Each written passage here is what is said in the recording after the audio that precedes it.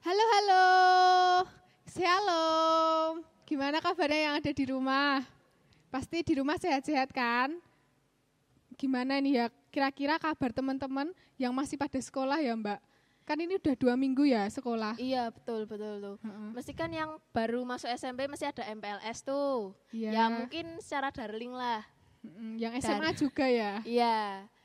Ya mungkin karena pandemi ini, tapi di satu sisi kita juga bersyukur semakin majunya teknologi, kita semakin mengenal teknologi itu lebih lagi. Iya. Banyak hikmahnya ya Mbak? Iya. Terus kalau gitu kan kita bisa tanya-tanya di grup tuh teman-teman yang baru kenalan, walaupun kita nggak tahu mukanya, tapi setidaknya kita tahu namanya lah. Palingan bercanda gurau yang kayak apa sih yang gaje-gaje gitu, ya biasalah. Gak apa, biar nanti kalau pas ketemu jadi surprise gitu ya? Iya, jadi surprise. Malah kadang bisa jadi canggung juga, karena wih, ternyata orangnya kayak gitu toh, kok neng grup kok malah ya-yaan ngono. Nah, malah gak apa ya, malah jadi sesuatu ya, nah, surprise. Bisa aja jadi best friend. Apa? Best friend ya, maksudnya itu Mbak, jadi sahabat, jadi sahabat. Ya, jadi sahabat. Gak apa ya, seperti biasa kita di sini kalau udah hari Sabtu ya jam 6 malam minggu, ngapain lagi kalau bukan persekutuan doa Komisi Remaja Pemuda. Oke, gimana teman-teman? Masih semangat kan? Sudah siap untuk memuji Tuhan? Ini kita mau menyanyikan satu lagu, biar teman-teman juga semangat, kita mau bersorak-sorai bersama.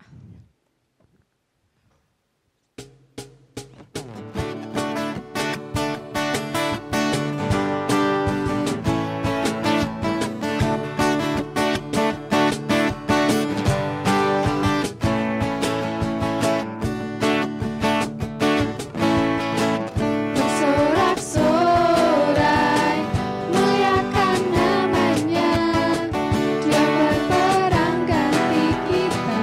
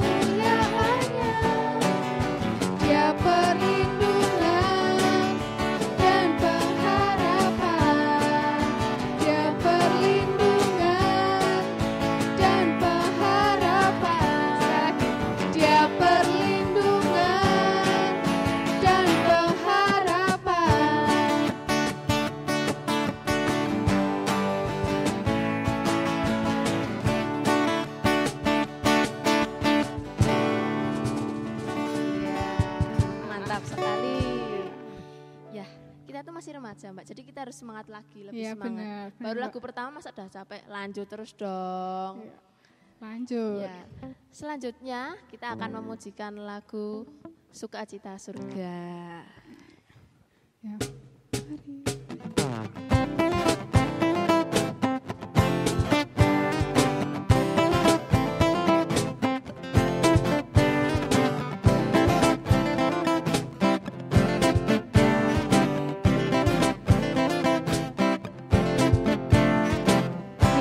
Sukacita surga, itulah kekuatan bagi jiwa.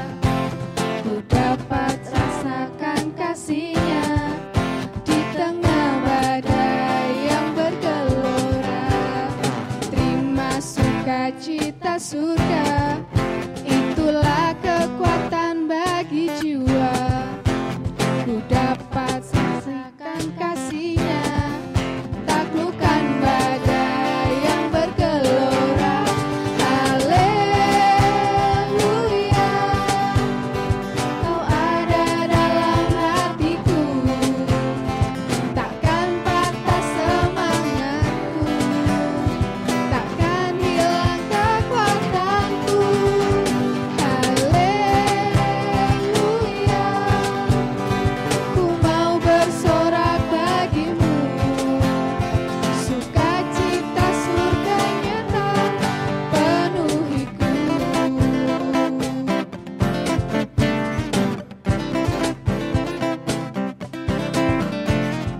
Terima sukacita surga, itulah kekuatan bagi jiwa. Dapat rasakan kasih-Nya di tengah badai yang bergelora. Terima sukacita surga, itulah kekuatan bagi jiwa. Dapat saksikan kuasa-Nya, taklukkan badai yang bergelora. Haleluya, Kau ada dalam hatiku, takkan patah semangatku, takkan hilang kekuatanku. Haleluya, Kau ada dalam hatiku. Sukacita surga nyata penuhiku. Haleluya, Kau ada dalam hatiku, takkan patah semangatku, takkan hilang kekuatanku. Haleluya, ku mau bersorak bagimu. Sukacita surga nyata penuhiku. Sukacita surga nyata penuhiku. Sukacita surga nyata penuhiku.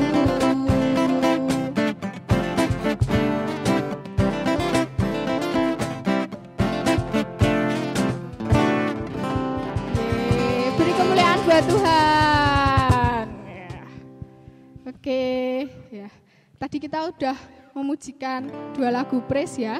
Sekarang kita mau siapkan hati kita, siapkan pikiran kita mau mendengarkan sabda firman Tuhan.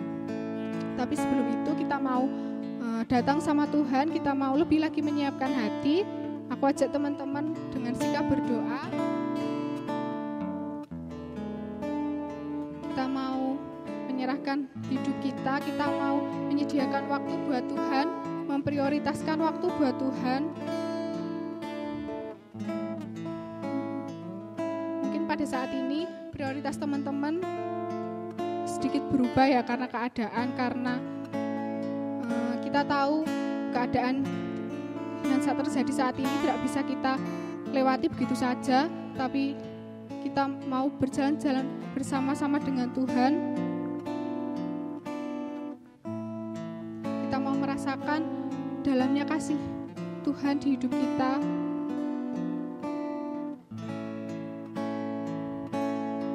Aku ajak teman-teman kita mau naikkan satu buat pujian dalamnya kasih-Mu Bapa.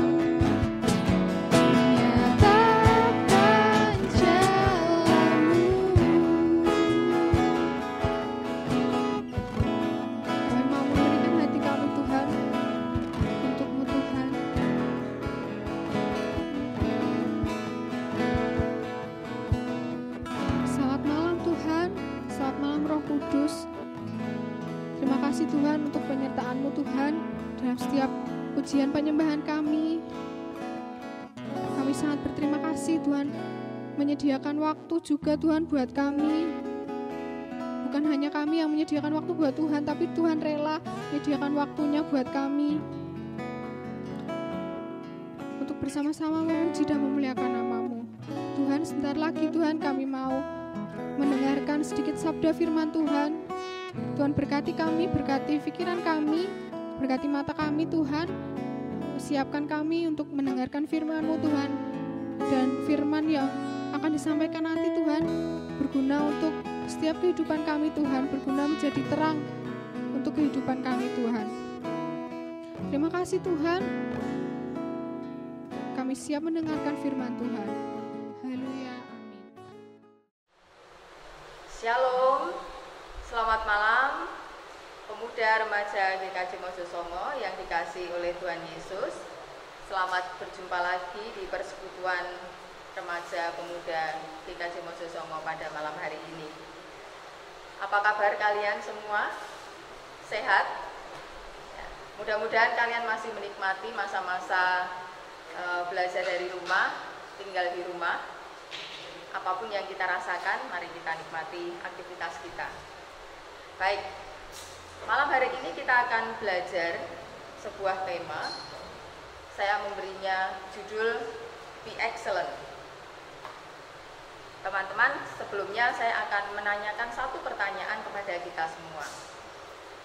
Kalau kalian ingin punya pacar, kira-kira kriteria apa yang Anda tetapkan untuk mendapatkan pacar idaman?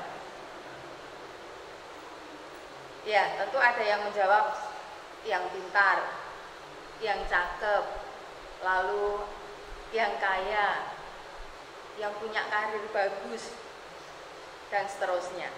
Ya, itu adalah kriteria idaman untuk seorang pacar atau seorang kekasih atau calon istri atau calon suami mungkin. Ya, teman-teman, kita akan belajar satu tokoh Alkitab yang sangat terkenal yang bernama Daniel. Tokoh ini dikenal sebagai role model bagi pemuda remaja Kristen pada umumnya. Karena Daniel dianggap memiliki keunggulan atau kualitas atau level yang premium dalam hidupnya. Gitu ya. Nah, hari ini kita akan belajar untuk meniru atau memiliki kualitas seperti Daniel. Pada saat Daniel remaja, dia dibawa oleh Raja Nebukadnezar dari Israel ke Babel. Dia sudah memenuhi kriteria yang ditetapkan oleh Raja Nebukadnezar untuk menjadi seseorang yang bisa bekerja di istana raja. Kriteria itu antara lain keturunan bangsawan, lalu berperawakan bagus. Artinya secara fisik dia penampilannya oke, gitu ya. Lalu cerdas atau pintar, menguasai berbagai macam ilmu pengetahuan, berhikmat. Di luar kriteria-kriteria itu, bahkan Daniel memiliki kelebihan yang tidak dimiliki oleh pemuda-pemuda yang lain, yaitu dia sangat pandai menafsirkan mimpi. Nah, teman-teman, dari Daniel 6 yang akan kita pelajari nanti, kita akan melihat bagaimana kita memiliki kualitas seperti yang dicontohkan Daniel dalam hidupnya. Saya akan membacakan nats kita pada malam hari ini yang diambil dari Daniel 6 ayat 11 yang demikian firman Tuhan. Demi didengar Daniel bahwa surat perintah itu telah dibuat, pergilah ia ke rumahnya. Dalam kamar atasnya ada tingkap-tingkap yang terbuka ke arah Yerusalem. 3 kali sehari ia berlutut, berdoa, serta memuji Allahnya seperti seperti yang biasa dilakukannya. Teman-teman pemuda dan remaja GKJ Mojosongo, nanti di rumah kalian bisa membaca perikop Daniel 6 secara lengkap ya. Tetapi hari ini saya akan membagikan beberapa fakta menarik yang saya dapatkan dari Daniel 6 ini. Yang pertama, Daniel merupakan salah satu dari 3 pejabat tinggi yang diangkat oleh raja untuk membawahi 120 perwakilan raja yang tersebar di seluruh kerajaan Media dan Persia. Nah, rupanya Daniel ini sangat menonjol di antara para pejabat yang ada pada saat itu. Karirnya sangat bagus dan dia memiliki kinerja yang luar biasa. Bahkan disebut di dalam ayat keempat, dia memiliki roh yang luar biasa. Istilah ini mengacu pada kehebatan atau keunggulan Daniel dalam berbagai bidang. Dia excellent dalam bidang iman, lalu dia juga excellent di bidang relationship atau hubungan. Dia juga excellent di bidang integrity atau integritas. Dia juga excellent dalam hal pekerjaan. Maka tidak heran ketika itu Raja Darius memproyeksikan dia menjadi wakilnya yang akan membawahi seluruh wilayah kerajaan. Tetapi tentu fakta yang lain yang saya temukan di sini adalah ternyata ada saja orang yang tidak suka atau iri melihat kehebatannya. Lalu orang-orang yang tidak suka ini mulai merencanakan untuk menjatuhkan Daniel baik karirnya atau menyingkirkan dia. Kemudian dicarilah celah di manakah kelemahan Daniel. Dari sisi pekerjaan tidak ada, kinerjanya sempurna. Dari sisi kepribadian dia excellent, sangat luar biasa. Tetapi satu hal yang dia berbeda dengan kebanyakan orang-orang di Media dan Persia adalah keyakinannya kepada Allah. Celah inilah yang dipakai oleh orang-orang untuk menjatuhkan Daniel atau berusaha menyingkirkan dia. Akhirnya mereka berusaha membujuk raja untuk membuat sebuah peraturan atau menggolkan sebuah aturan baru yang intinya mengharuskan seluruh rakyat yang berada di bawah pemerintahan Darius untuk menyembah dewa. Tentu ini bertentangan dengan keyakinan Daniel. Keluarnya aturan baru tersebut ternyata teman-teman ini yang menarik, yang perlu menjadi titik tekan pada pemahaman Alkitab kita pada malam hari ini adalah aturan baru itu tentu Daniel paham bahwa itu bukan hanya mengancam karirnya, tetapi juga akan membahayakan nyawanya. Karena hukuman bagi orang yang tidak menyembah dewa pada waktu itu adalah dia akan dibuang di dalam kandang singa. Tentu nyawa taruhannya. Tetapi apa yang dilakukan Daniel, teman-teman, bahkan di tengah situasi yang kritis yang membahayakan hidupnya, dia tetap beribadah kepada Allah. Ayat yang ke-11 tadi sudah kita baca bagaimana Daniel tetap melakukan ritual ibadahnya, berdoa kepada Allah di rumahnya 3 kali sehari seperti kebiasaan orang-orang Yahudi, dan itu sesuatu yang dia lakukan dari waktu ke waktu dan itu tetap dilakukannya.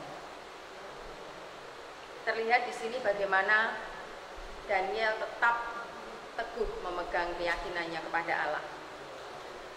Nah, fakta berikutnya teman-teman ini menarik juga.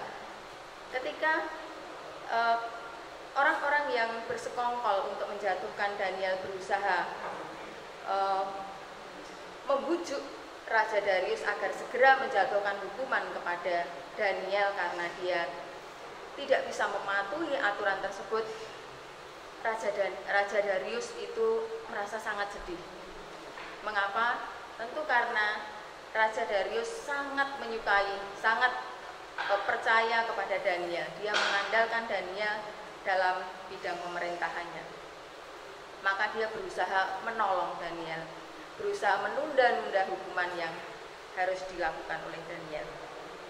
Nah, singkat cerita teman-teman, fakta yang menarik tentu adalah bagaimana ketika Daniel diselamatkan oleh Allah, walaupun dia berada di kandang singa yang sedang kelaparan.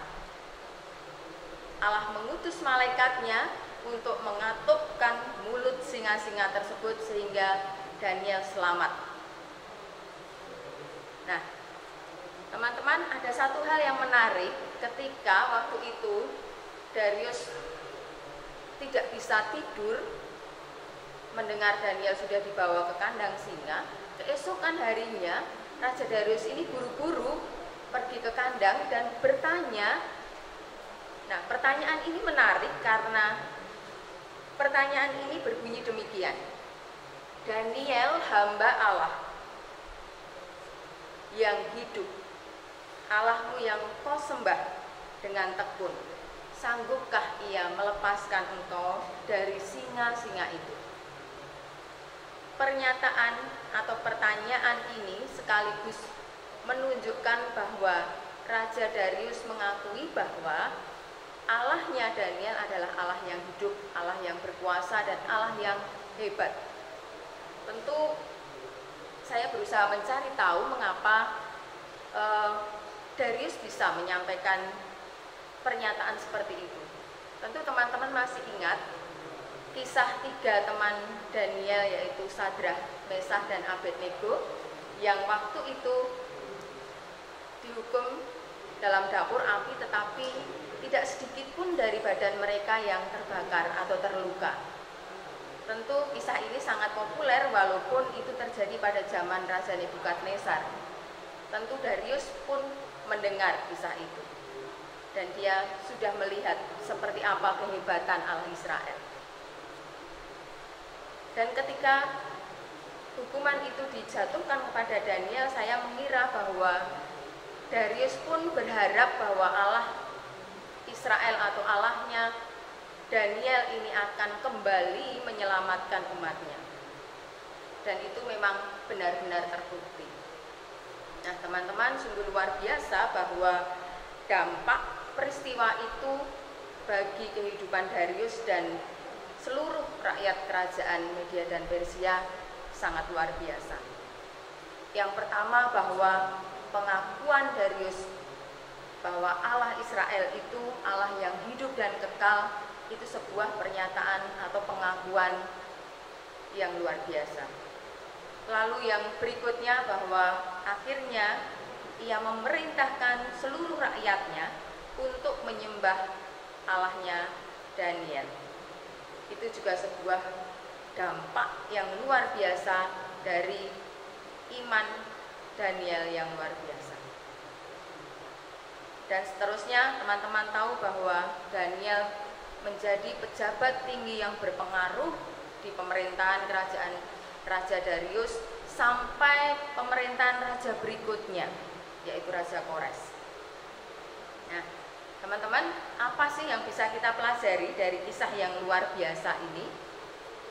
Ya, tentu ini juga merefleksikan kepada kita untuk kita melihat kalau kita berada di situasi dan kondisi yang mirip dengan apa yang dialami oleh Daniel, kira-kira seperti apa respon kita?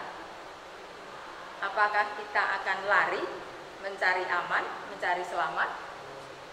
Atau apakah kita berani mengambil risiko kehilangan karir kita, mungkin kehilangan keluarga kita, kehilangan nyawa kita, bahkan demi mempertahankan iman, keyakinan kita tetap beribadah kepada Allah?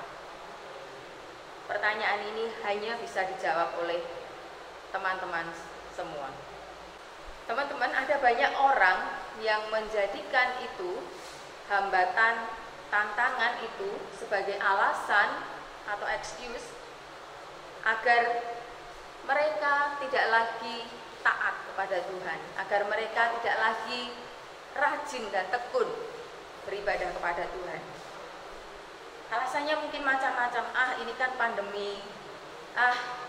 Teman-teman saya nggak ada, jadi saya nggak perlu ke gereja, saya nggak perlu saat teduh, dan sebagainya. Nah, teman-teman,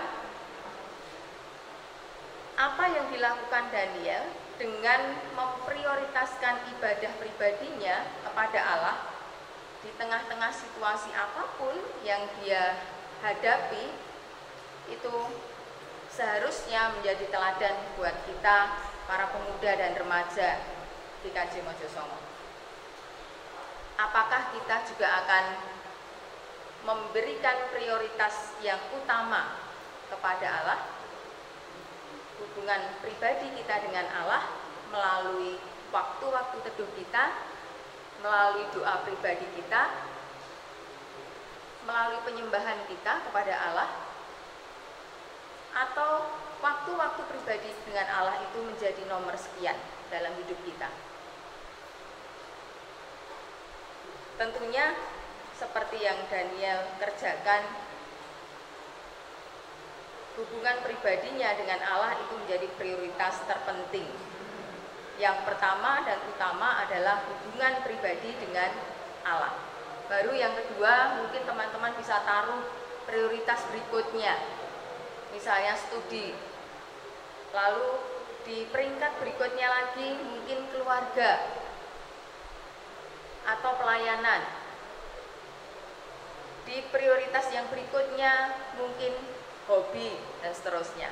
Nah, ranking 2, 3, 4, 5 dan seterusnya itu mungkin bisa dibolak-balik ya. Tergantung situasi dan kondisi setiap orang, tentu akan berbeda. Tetapi yang peringkat pertama itu harga mati, tidak bisa ditaruh di bawah. Dan itu haruslah menjadi pilihan pertama untuk hidup anak-anak Tuhan. Ya, teman-teman, itu pelajaran yang pertama.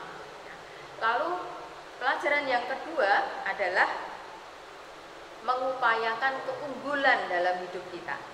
Nah, teman-teman tadi sudah melihat bagaimana Daniel memiliki kualitas hidup yang excellent, baik dalam hal iman, dalam hal integritas, dalam hal pekerjaan. Nah, teman-teman pun tentu saya yakin bisa mengupayakan ini, ya. Misalnya dengan mengupayakan berprestasi di sekolah, dapatkan peringkat yang setinggi yang Anda bisa capai. Lalu yang berikutnya misalnya jadi pemuda atau remaja yang berintegritas. Apa maksudnya? Integritas itu artinya satu kata, satu perbuatan. Lalu jujur, bisa diandalkan, bisa dipercaya, konsisten, dan bertanggung jawab. Lalu keunggulan berikutnya yang bisa teman-teman lakukan adalah jadilah pribadi yang secara relationship atau secara sosial atau sociable itu care, kemudian perhatian kepada sesama, helpful atau ringan tangan, siap membantu ketika orang lain sedang kesusahan atau membutuhkan bantuan. Nah, sekarang tinggal teman-teman mau capai keunggulan yang mana. Mungkin teman-teman tidak bisa melakukan atau memiliki semua bidang keunggulan yang dimiliki oleh Daniel, ya, karena dia bisa dibilang sosok yang luar biasa, yang sangat sulit kualitasnya disamai. Tetapi paling tidak teman-teman punya beberapa hal yang itu menjadi kualitas teman-teman. Kalau misalnya tidak bisa berprestasi di bidang akademik, teman-teman bisa kejar misalnya di bidang olahraga atau di bidang seni atau di bidang IT dan sebagainya. Ada banyak bidang yang bisa Anda andalkan, Anda tekuni dan menjadi keunggulan.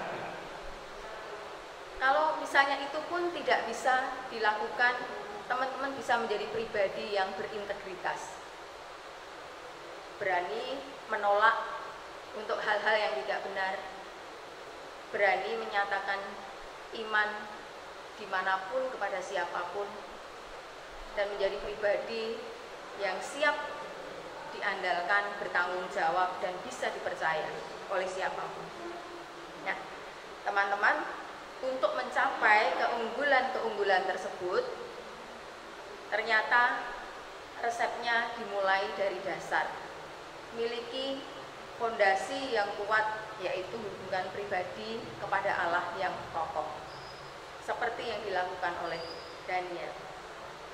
Ketika fondasi itu kuat, maka teman-teman akan bisa membangun di atasnya keunggulan-keunggulan yang diidamkan.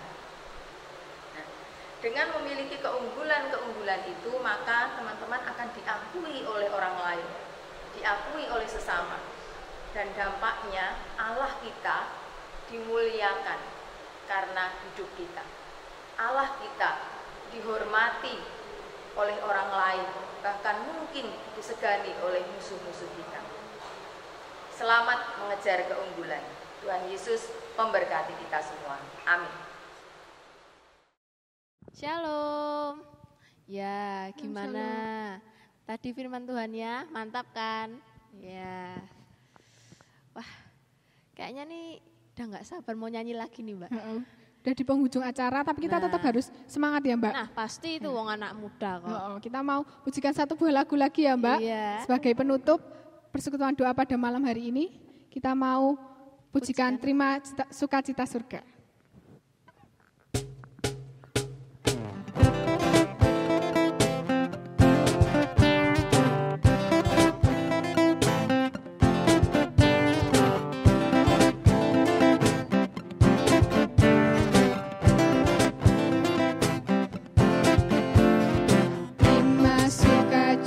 Surga, itulah kekuatan bagi jiwa.